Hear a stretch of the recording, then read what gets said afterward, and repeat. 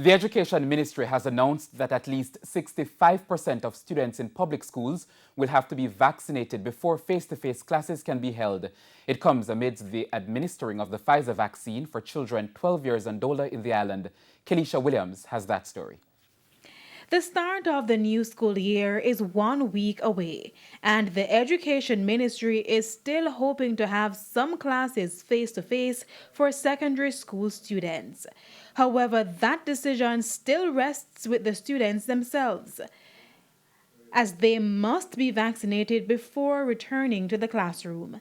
In a statement on Friday, the ministry said at least 65% of secondary students will have to be vaccinated before face-to-face classes can be conducted.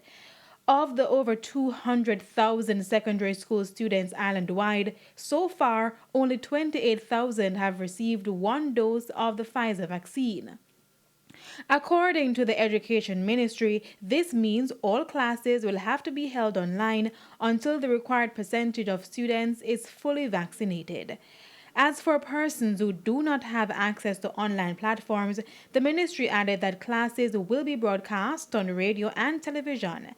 It said students will also be given printed learning packages. There have also been concerns over whether teachers should also be vaccinated for face-to-face classes. So far, at least 70% of teachers have been vaccinated. Now, the ministry is pushing for all administrators, teachers, and ancillary staff to be vaccinated for the face-to-face resumption of classes. All classes will resume virtually on Monday, September 6, but the ministry is hoping that face-to-face classes can be held by mid-October. Kelisha Williams, TVJ News.